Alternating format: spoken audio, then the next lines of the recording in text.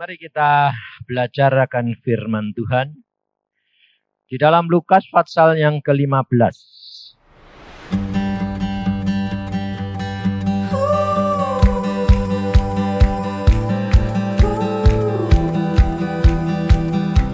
Kita akan belajar, saudara, tentang hal anak yang terhilang ini dari sudut yang lain, supaya saudara dan saya itu mengenal bagaimana sebetulnya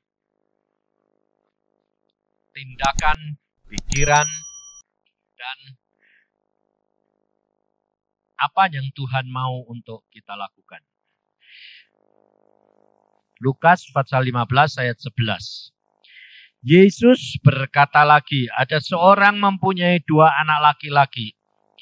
Kata yang bungsu kepada ayahnya, "Bapak, berikanlah kepadaku bagian harta milik kita yang menjadi hakku." Lalu ayahnya membagi-bagikan harta kekayaan itu di antara mereka. Beberapa hari kemudian anak bungsu itu menjual seluruh bagiannya itu lalu pergi ke negeri yang jauh. Di sana ia memboroskan harta miliknya itu dengan hidup berfoya-foya.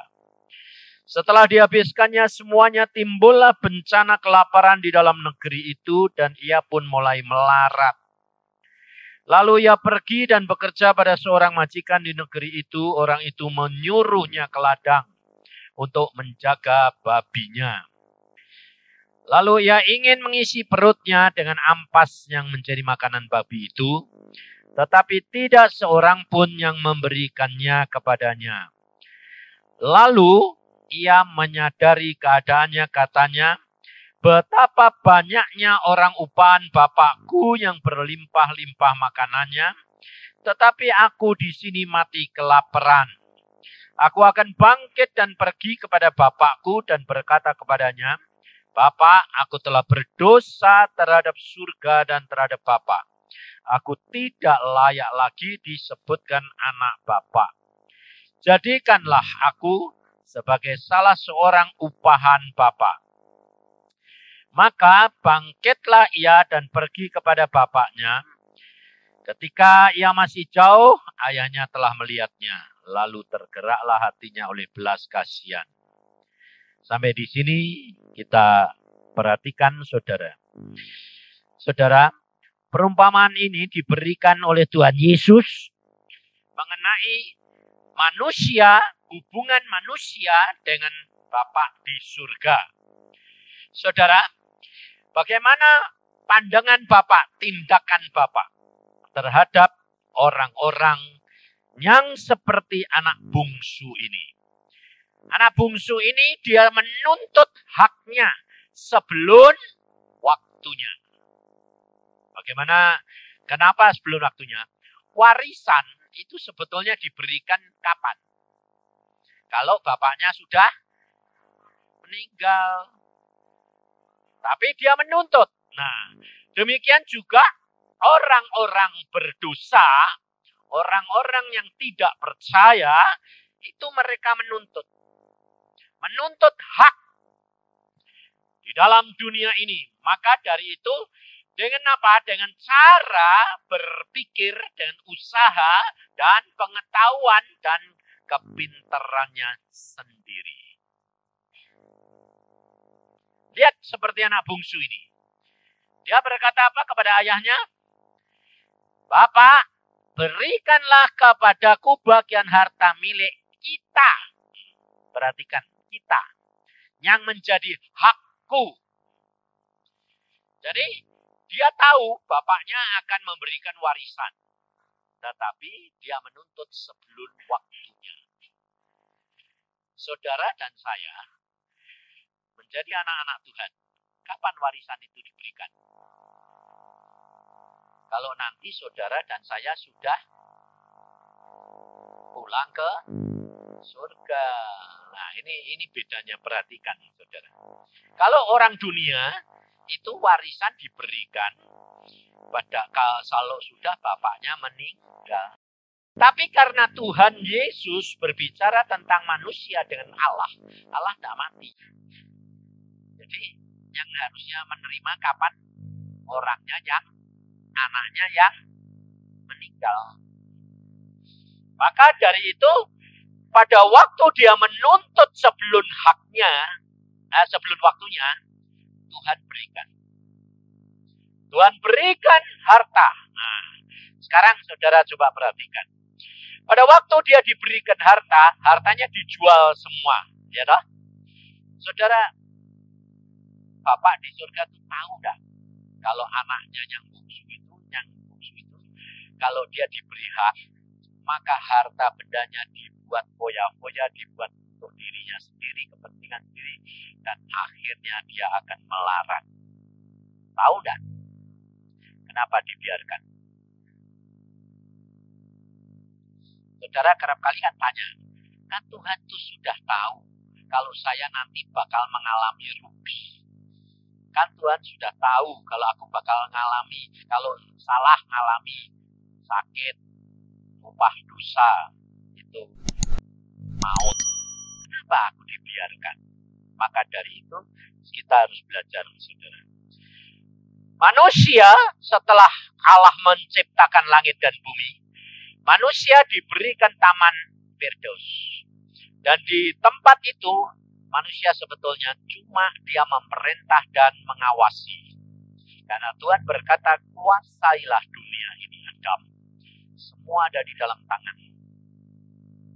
Nah, maka dari itu cara setan untuk mempengaruhi Hawa, dia diberi lihat dulu.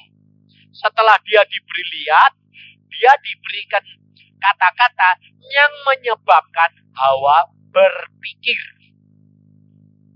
Ya tak? Lihat buah dulu. Lalu Hawa lihat, oh baik.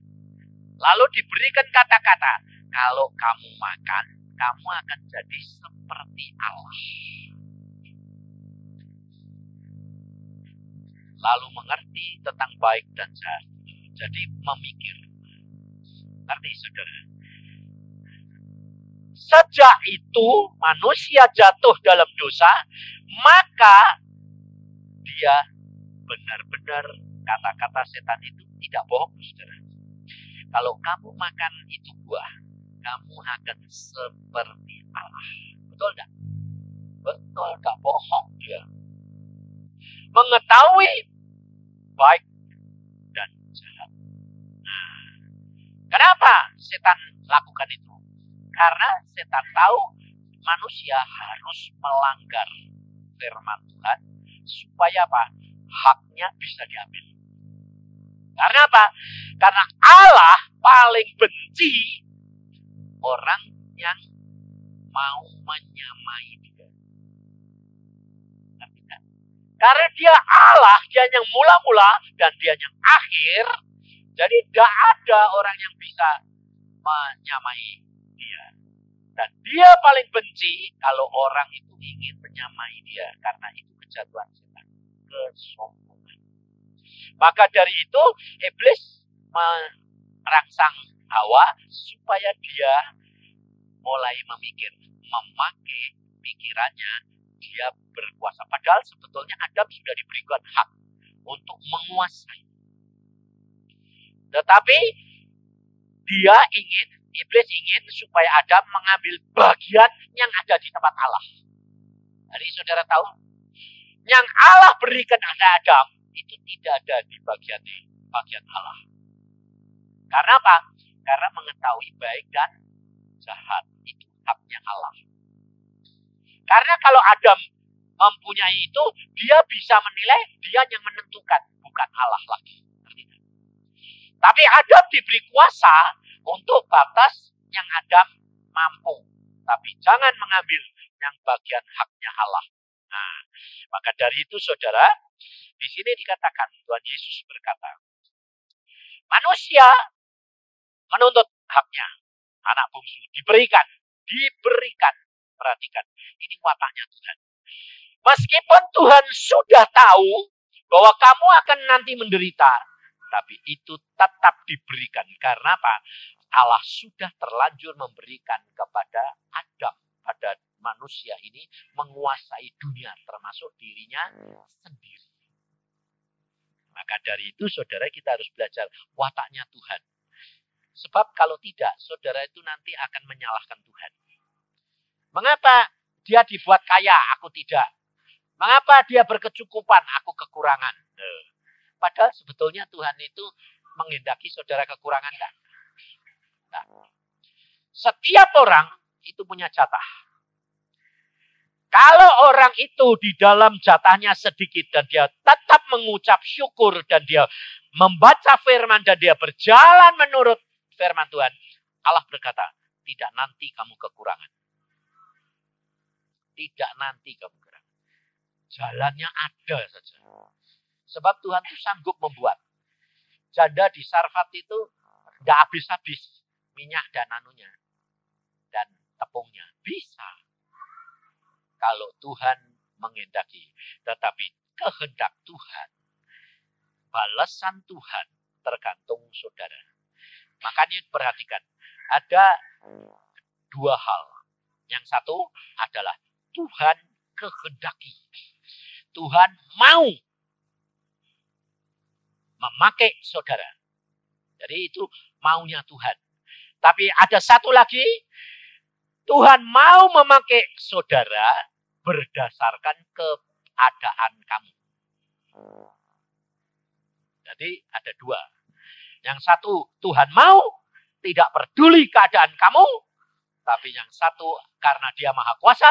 Yang satu Tuhan mau pakai. Berhubung karena keadaan saudara.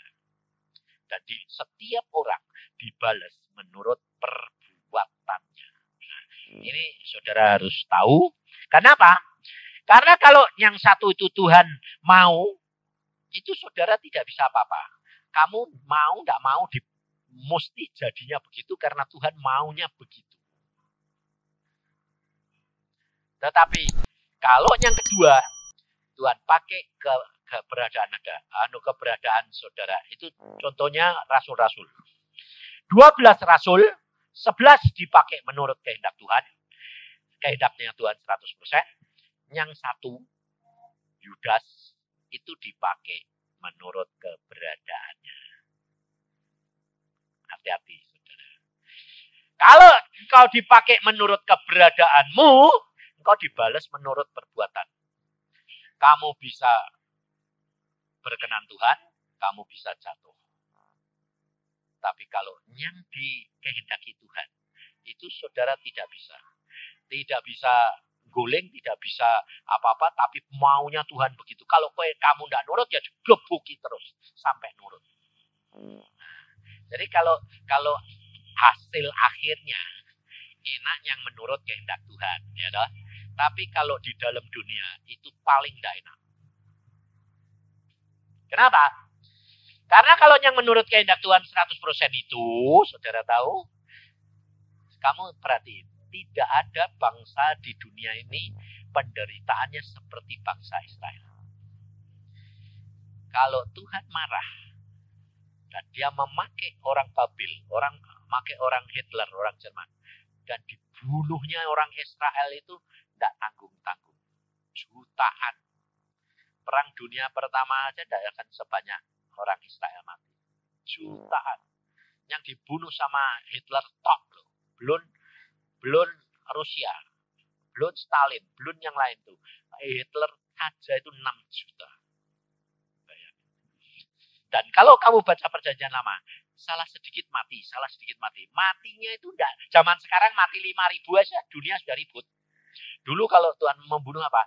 10.000, 15.000, 70.000. Mati. Sampai saya bilang, Tuhan, orang bangsa yang kamu sayang, yang kamu pilih loh. Bangsa Israel itu dipilih Tuhan itu karena kehendaknya orang Israel apa kehendaknya Tuhan? Ngerti tidak? Nah, sekarang saya tanya, saudara ini dipilih kehendaknya Tuhan atau kehendak kamu? Kamu berani mengatakan kehendak Tuhan? Hah? Nah, Ratna bilang gini, kan katanya firman Tuhan berkata, bukan kamu yang memilih aku, tapi aku memilih kamu. Nah ya, kamu dipilih pun berdasarkan apa?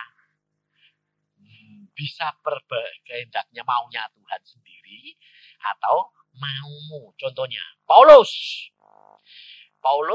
itu dipilih dari dalam kandungan. Loh, jadi maunya Tuhan.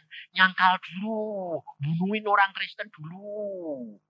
Oh, tetap jadi dipilih. Nah, kamu perhatiin, orang yang dipilih Tuhan dari dalam kandungan, mesti penderitaannya banyak. Tidak bisa aja. Saya taunya saya sendiri ngalami, saudara. Tuhan bilang, Yusa, kamu itu sebetulnya aku menemu kamu di tempat sampah karena kamu itu sudah dibuang. Jadi aku yang mau kamu, bukan kamu.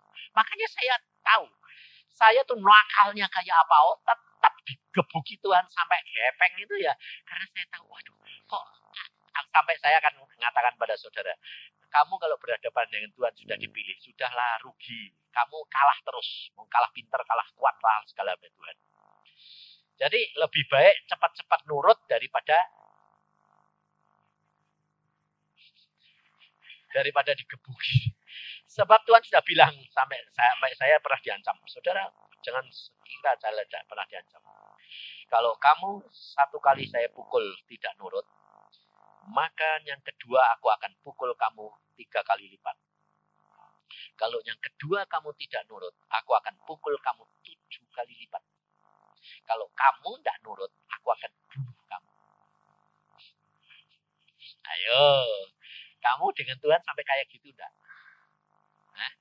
Nah, ini. Makanya saya mau lari kemana enggak bisa, saudara. Segala sesuatu ditetapkan. Saya dulu sama istri saya ya belum kenal Tuhan bilang itu. Saya bilang aku enggak mau, enggak kepengen. Nurut dah. Digituin. Tak pikir aku enggak nurut gepeng. Wah, ya wes nurut. Ya nurut ya, terima. Terima. Ngerti enggak, saudara? Ini kenyataan. Maka dari itu saudara kamu harus tahu. Sebetulnya kalau kamu dipilih Tuhan dari dalam kandungan itu, kalau kamu bisa punya watak yang nurut dari permulaan, lebih enak, lebih cepat. Tapi kenyataannya tidak bisa. Karena apa? Karena dosa di dalam diri kita ini yang menyebabkan kita tidak bisa nurut. Karena apa? Ada keinginan. Jadi persis kayak anak bungsu ini. Dia minta dituruti, tapi pasti digepengin. Loh, dalam waktu singkat dibuat ada kelaparan, habis. Lalu dia sampai kepengin makan makanannya babi, tidak dikasih. Dibiarkan lah. Sebetulnya di sini dikatakan, bapaknya tuh sebetulnya tahu enggak kalau anaknya di tempat lain itu menderita kayak gitu? Tahu dah, kenapa dibiarin? Supaya bertobat, sadar. Kalau seandainya anaknya itu enggak sadar, mati enggak? Mati kelaparan. Tuh, saudara tahu? 1 kali dihukum 1 kali, kalau tidak nurut 3 kali, kalau tidak nurut 7 kali, kalau tidak nurut mati dibunuh. Loh, saya pernah ngalami, saudara. Dan pagi-pagi Tuhan ngomong gini. Hari ini kamu duduk diam, sembahyang, baca Alkitab di rumah, enggak pelayanan. Jam 5. Ya Tuhan. Jam 8, jam 9 datang hamba Tuhan si A yang sekarang sudah mati. Dia nabi juga, nabiah. Si A itu terkenal nabiah datang. Pak Yusa, saya disuruh Tuhan untuk memberitahu kamu bahwa nanti sore kamu bawa firman di Pulau Laut. Saya bilang, enggak bisa dong. Tadi pagi Tuhan ngomong sama saya, duduk diem. Loh, saya diperintah Tuhan. Kalau kamu enggak nurut, kamu tanggung jawab. Wah, saya sama keras sih. Saya bilang, oke, saya tanggung jawab. Kamu boleh pulang. Kamu cari hamba Tuhan yang lain. Kamu pasti tidak mau. Tidak mau. Jengkel dia. Karena dia nabi, aku ya nabi. Nah, ini namanya perang firman. Lalu dia pulang, jengkel. Saya masuk kamar. Saya juga jengkel. Sama jengkel ya. Jadi jangan kira kalau dipakai Tuhan itu bisa lemah lembut. Tidak bisa, saudara. biasanya yang punya karunia nabi itu pasti orangnya keras. Makanya kamu baca di Alkitab, kalau nabi tidak nuruti Tuhan, mati hukumannya. Mati, saudara. Lalu saya sembahyang bilang gini, Tuhan, yang nyuruh si A ke sini itu tadi siapa? Tuhan jawabannya apa? Aku. Loh, engkau nyuruh dia? Iya. Lah yang ngomong sama saya tadi pagi siapa? Aku. Loh kok bertentangan? Dia Tuhan bilang apa? Aku uji kamu. Kamu lebih nurut manusia atau lebih nurut aku? Kalau seandainya tadi aku nurut si A bagaimana? Tak bunuh kamu. Kok galak? Aku bilang itu. Galak amat. Aku tidak bisa pakai orang yang tidak nurut 100% padaku. Saudara tahu? Resikonya beratnya di situ, saudara. Maka dari itu, kamu jangan lihat orang lain. Tapi saudara pribadi demi pribadi. Yang penting kamu bergaul akrab, kenali caranya Tuhan itu punya mau bagaimana. Jangan saudara, kamu yang maunya bagaimana. Dia maunya bagaimana. Sebab cara berpikir dia bukan cara berpikir kamu. Tidak bakal ngerti kamu cara berpikirnya Tuhan. Tidak bakal ngerti. Tapi yang Tuhan butuhkan saudara dan saya nurut. Makanya Tuhan Yesus tahu. Pada waktu dia naik ke surga, dia berkata, aku akan utus Roh Kudus. Karena apa? Karena yang tahu hatinya Bapa itu cuma Tuhan Roh Kudus. Kalau kamu tidak mau belajar nurut pada Roh Kudus, tidak bisa.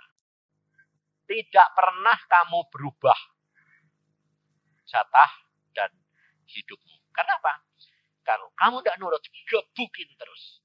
Makanya dikasih, Alkitab berkata loh, bukan saya, Alkitab. Aku beri kamu air sedikit. Aku beri kamu roti sedikit. Jadi memang sengaja sama Tuhan, dipencet. Maksudnya apa? Jangan gerutu, jangan marah, jangan menurut kehendakmu sendiri. Tapi coba belajar firman Tuhan dan nuruti kepada dia. Maka engkau akan dibukakan. Kalau engkau mulai pakai akalmu lagi, cara berpikirmu, dengan ketamaan, dengan caramu, mustinya, gagal. Pasti di stop lagi. Itu caranya Tuhan. Maka dari itu bangsa Israel, saudara pelajari, bangsa Israel adalah bangsa di dunia ini yang paling menderita. Paling menderita. Tapi yang paling apa? Degil. Susah nurut. Makanya sampai Tuhan Yesus datang ke dalam dunia pun tidak bisa. Nah, sifat daripada bangsa Israel itu apa? Bukan anak bungsu. Sifatnya orang Israel itu adalah anak sulung. Maka saudara perhatikan, kita ini enak. Makanya ada pelajaran anak bungsu dan anak sulung. Karena sebetulnya yang nikmati sebetulnya anak bungsu atau anak sulung.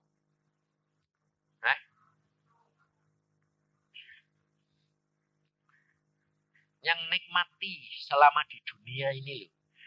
Anak bungsu atau anak sulung.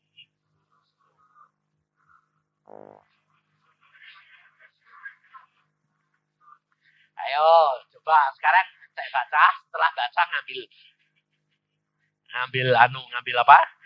Ngambil kesimpulan sendiri. Ayat yang ke-21.